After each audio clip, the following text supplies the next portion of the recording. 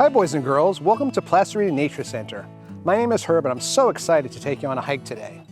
We'll be looking for animals that live in the area. If they're hiding or sleeping, we may see signs of them. We need to keep an eye out for snakes and birds of prey. And we'll be talking about the people who used to live here a long time ago.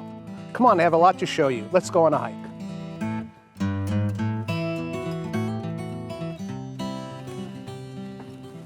This is the Walker family cabin.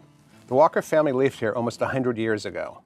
The parents, Frank and Hortense, lived here with their 12 children, 7 boys and 5 girls. They farmed, raised cattle, mined for gold, and even rented out the area to movie studios.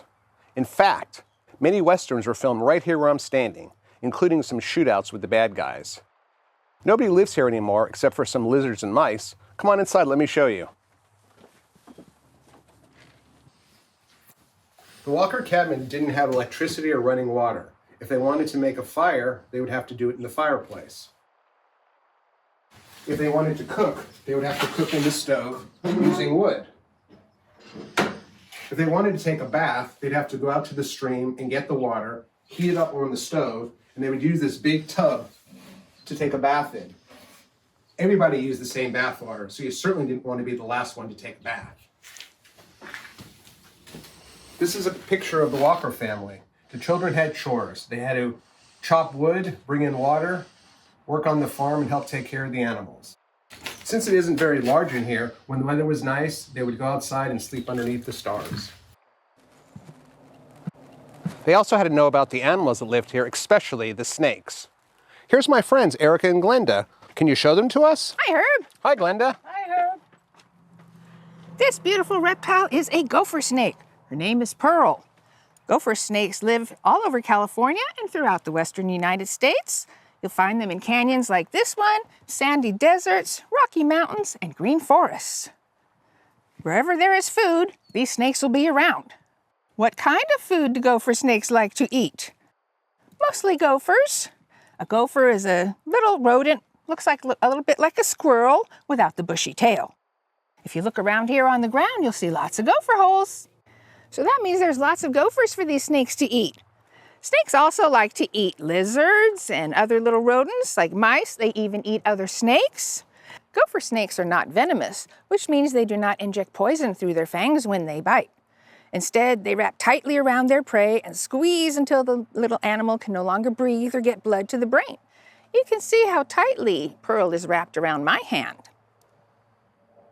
Unfortunately, gopher snakes are often mistaken for rattlesnakes because of the similar skin pattern and color of their skin. Here we have the model of a rattlesnake. You can see they have similar skin patterns and colors. But there's one important way you can tell the difference between a rattlesnake and a gopher snake. Look at the shape of the head.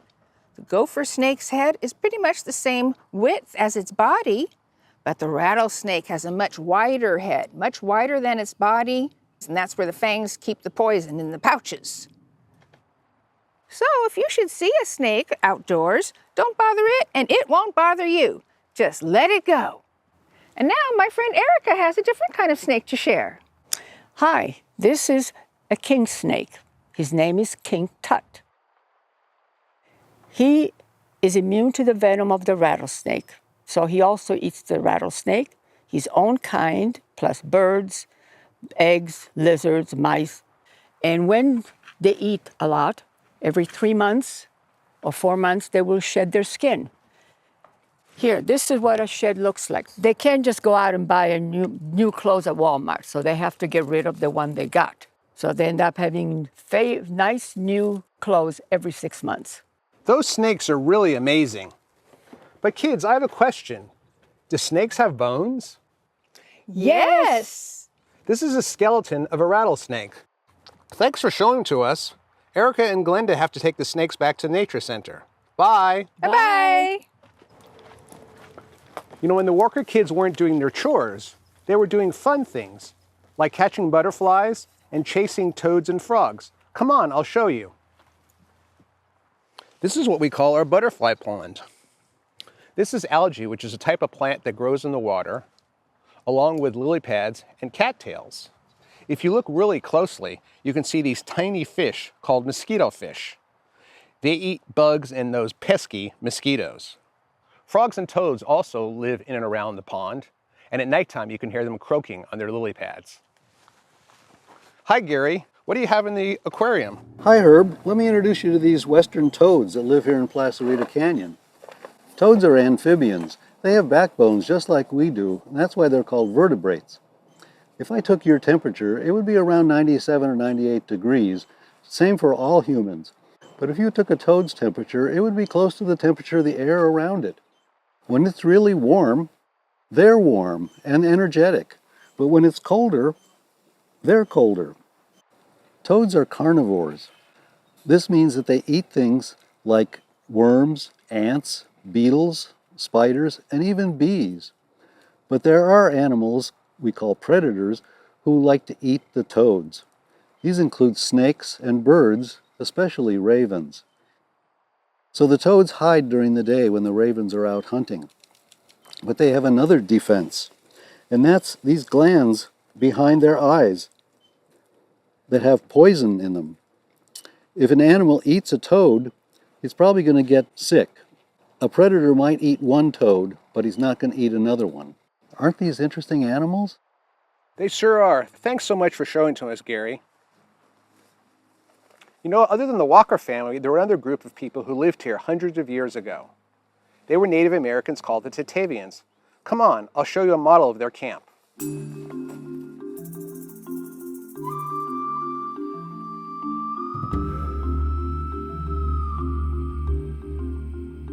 This is a display of part of the camp that the Tatavian tribe lived in hundreds of years ago.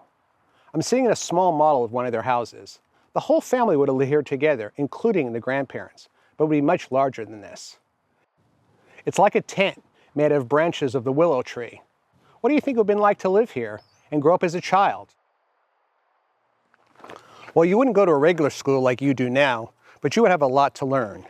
Your parents and grandparents would teach you how to trap and use a bow and arrow to hunt for birds and rabbits and other small animals.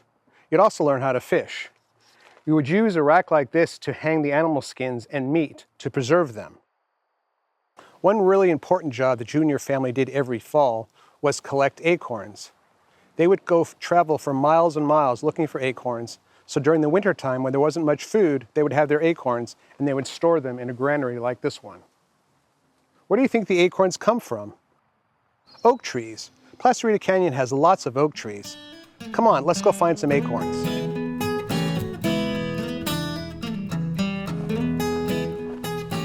Here's some acorns under this old oak tree. You know, Americans don't eat acorns today, but they are very healthy and full of vitamins. First, the Tatavians would crush them up into a powder. Then they would put them in water to try to take away their bitterness.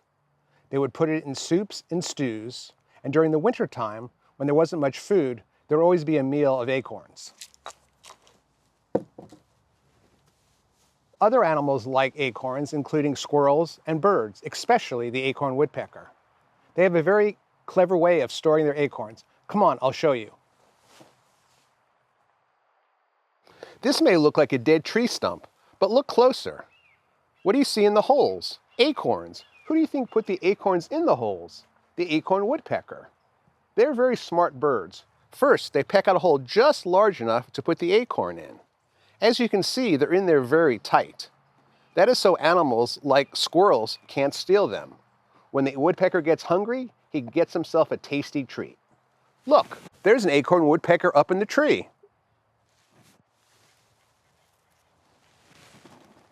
Well, it's not a real live acorn woodpecker. It once was, but now it's stuffed in what we call a taxidermy model. Models are what we use to learn about animals.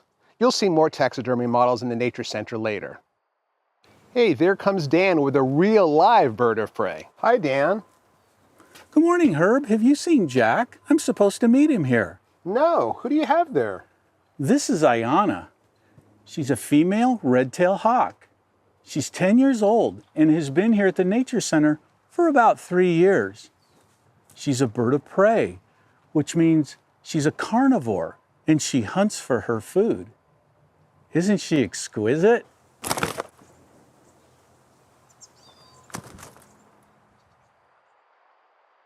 Jack, Hi. you're running late this morning. Hi, Dan.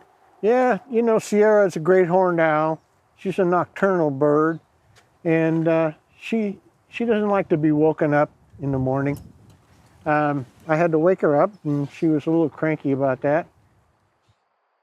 It wasn't hard getting Ayana out this morning. She sleeps at night and is diurnal or hunts during the day. Great horned owls are also powerful birds. They'll sit up in an oak tree and look and listen for their prey. She will then fly silently down and hit the prey from the back, dig her talons in, and that's why she can hunt rabbits, raccoons, squirrels, and her favorite is skunk. She can't smell, so skunks don't bother her. Red-tailed hawks have a brownish red tail. When they fly up in the sky, their red tail is lit up by the sun. This is how they got their name. Aren't those beautiful birds of prey? Thanks, guys, for telling us about Ayana and Sierra. You're welcome. I'm going to get Sierra back inside so she can go to sleep. Thanks. Goodbye. And Ayana would be hunting now, so I know she's hungry. I'm going to feed her. Here at the Nature Center, we feed our birds of prey nice, juicy rats. Bye-bye, Herb. Bye, Dan. If the birds were living in the wild, I know a great place where they would go to hunt. Come on, I'll take you to a place where they'll find some nice, tasty rodents. You see that pile of leaves? That's the home of the dusky-footed wood rat. Really, it's more like an apartment building because many families of wood rats live there. The wood rat is the architect of nature. His home is like your home. There's many rooms in it. There's a room for sleeping, there's a room where they keep their food, there's a nursery for their babies, and there's even a bathroom. There's a few escape hatches as well, just in case a fox or a coyote tries to get in. If you drop any jewelry or coins on the trail, the wood rats will definitely pick them up. Nobody knows why they like these shiny objects, but they will take them to their home and put them in their treasure room. We've seen a lot of animals since we've been here, as well as different people, such as the Tatavian Indians and the Walker family. Now I'm going to take you to see some other people that used to live here, those that look for gold.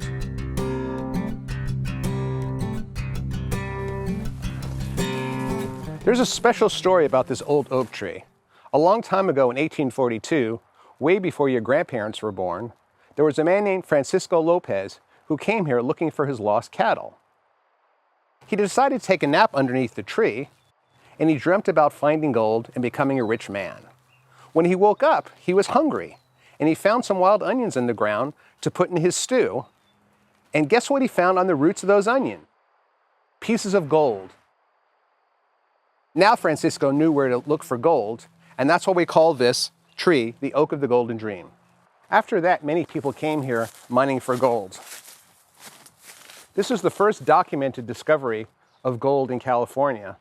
Unfortunately, some of the miners used strong bursts of water to blast the gold out of the rock, which destroyed part of the canyon. We don't mine for gold here anymore. Instead, we work hard to take care of this beautiful park.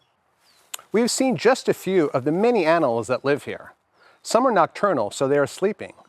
Others are afraid of predators, so you don't see them during the day. We have models of these animals in the Nature Center. Come on, let's go take a look. Hi everyone, I'm Cindy, and welcome to the Nature Center. Here we have some other animals that live in Placerita Canyon. We have mountain lions that sometimes come at night to hunt. We have skunks, fox, opossums, and even bobcats. These are all taxidermy models. They were living at one time, but after they died, they were turned into these models so that we could study them more closely. This is where we keep some of our live snakes that live here in Placerita Canyon. They're venomous and very dangerous, so we always keep them in the terrarium and we never handle them. If you look, you can see the rattlesnake rattling its tail.